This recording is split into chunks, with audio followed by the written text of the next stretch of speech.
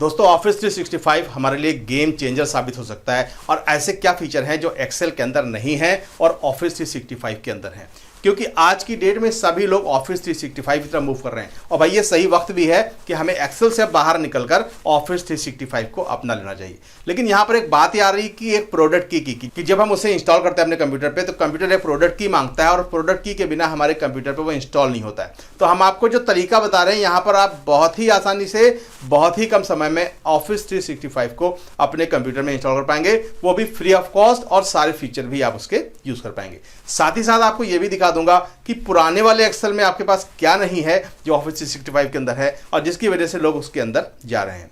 और ये बात तो बिल्कुल तय है कि जब आप ऑफिस 365 को यूज़ करेंगे तो आप कहेंगे कि हाँ भाई ये ही चाहिए था मुझे, एक्सेल नहीं चाहिए था पुराना वाला। क्योंकि पुराने एक्सेल के अंदर आपको लगेगा शायद आधे ही फीचर हैं और ऑफिस 365 के अंदर न जाने कितने ढेर सारे फीचर हैं और क्या क्या जुड़ा है उसके अंदर, आप आगे जा करके देख सकते हैं। तो चलिए ले चलते हैं आपको स्क्रीन पर बिना टाइम वेस्ट किए। लेकिन अगर आप हमारे चैनल पर पहली बार आ रहे हैं, चैनल को सब्सक्राइब करिएगा, वीडियो पसंद आए तो वीडियो को लाइक कर लीजिएगा, दोस्तों में शेयर करिएगा, साथ ही साथ बेल नोटिफिकेशन को भी ऑन करिएगा ताकि आपको हमारे लेटेस्ट वीडियो सबसे पहले मिलते रहें।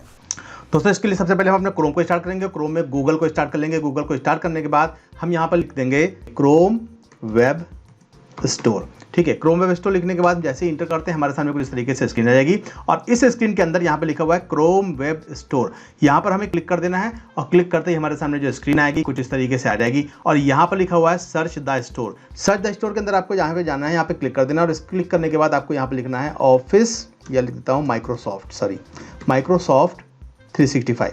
ठीक है, 365 लिखने के बाद ऐसा नहीं कि आपके सामने जो कुछ भी आएगा आपको उसको यहाँ पर इंस्टॉल कर लेना है। आपको ये देखना है कि यहाँ पर वैसे टॉप पे आ रहा है माइक्रोसॉफ्ट 365 और इसी को हमें इंस्टॉल करना है। लेकिन यहाँ पर हमें ये भी देखना है कि क्या ये सिंबल है या नहीं है। ये वाला जो सिंबल है, सिंबल को आपको रिकॉग्नाइज कर लेना। अगर नहीं है, क्योंकि इसके अंदर बहुत सारे एक्सटेंशन ये दिखा सकता है, नीचे भी आपको बहुत सारे मिलेंगे, लेकिन हम आपको बता रहे हैं कि आपको केवल ये वाला इंस्टॉल करना है। तो सबसे पहले हमें क्या करना है, हम इस पर क्लिक कर देते हैं और क्लिक करते ही हमारे सामने मैसेज आएगा और इस पर हमें क्या करना है, ऐड टू क्रोम पर क्लिक कर देना है। जैसे हम ऐड टू क्रोम पर क्लिक करते हैं तो हमारे सामने कुछ इस तरीके से स्क्रीन आएगी और यहाँ पर बोल रहा है कि ऐड एक्सटेंशन। मैं ओके ऐड एक्सटेंशन पर क्लिक कर देता हूँ और इस पर क्लिक करते ही हमारे सामने ये इंस्टॉल होना शुरू हो जाएगा। तो जैसे ही ये इंस्टॉल हो जाएगा, इसके बाद हमें देखना है कि इंस्टॉल नहीं हुआ तो हम क्या करेंगे कि हमारे सामने जो स्क्रीन आ रही है, इस स्क्रीन पर ये हमसे पूछ रहा है कि इसको आपको एक्टिवेट करना है। ठीक है, आप इसको पूरा पढ़ के देख सकते हैं, लेकिन मुझे इसको कुछ नहीं करना है। ठीक है, इसको मैं बंद कर देता हूँ यहाँ से। अभी हमें क्या करना है कि जो आपको हैमर दिख रहा है ये वाला टूल, अगर आपने अभी तक अपने कंप्यूटर पे कोई भी क्रोम का एक्सटेंशन इंस्टॉल नहीं किया है तो आपको ये नहीं दिखेगा, और अगर आपने कर रखा है तो आपको दिखेगा यहाँ पर। तो यहाँ पर हम क्लिक करते हैं तो इसके अंदर जो भी एक्सटेंशन हमारे पास हैं वो यहाँ पर हमें दिखने वाले हैं। तो जैसे ही यहाँ पर दिख रहा है माइक्रोसॉफ्ट एडोब का एक्रोबैट है और यहाँ पर ऑफिस 365 हमें दिखने लगा है।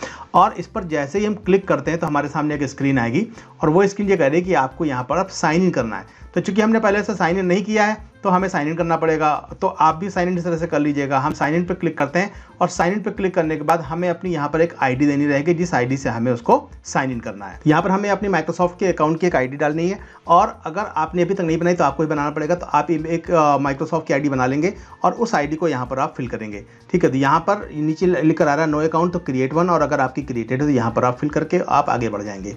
तो आईडी फिल करने के बाद ये पासवर्ड पूछ रहा है, यहाँ पर हमें पासवर्ड फिल कर देना है। पासवर्ड फिल करने के बाद हमें इसको साइन इन कर लेना है। अब हमारे पास ऑफिस 365 आ चुका है और जब भी हमें ऑफिस 365 पे काम करना है तो हम क्या करेंगे, हम सीधे इस टूल पे जाएंगे। हमारे पास क्रोम स्टार्ट होना चाहिए और ये पे दोबारा होने की जरूरत नहीं। मैं यहाँ पे आपको दिखा देता हूँ दूसरे टैब में।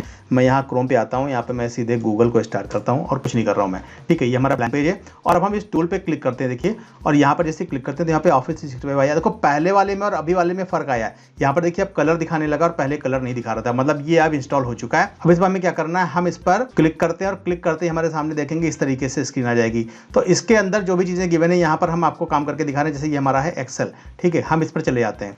जैसे हम एक्सेल पे जाएंगे तो यहाँ पर हमारे सामने ओपन होकर के आएगा एक्सेल। यहाँ पर बोल रहा है ask me later, action required. चलिए नेक्स्ट पे क्लिक कर देते हैं। तो यहाँ पर आप देखेंगे कि जैसे आपने ऑफिस 365 को स्टार्ट किया तो यहाँ पर कुछ इस तरीके से स्क्रीन आ चुकी है और एक्सेल हमने स्टार्ट किया। तो यहाँ पर ये बोल रहा है क्रिएट। जैसे हम क्रिएट पे क्लिक करते हैं तो ये हमें एक फाइल खोल कर बोल रहा है कि आपके पास इतनी चीज़ें हैं, डॉक्यूमेंट है, प्रेजेंटेशन है, वर्कबुक है, फॉर्म है, क्या आपको करना है इसके अंदर। तो चलिए मैं वर्कबुक पे क्लिक कर देता हूँ। तो जैसे ही मैं वर्कबुक पे क्लिक करूँगा एक वर्कबुक हमारी यहाँ से ओपन होकर के आ जाएगी, एक्सेल की है।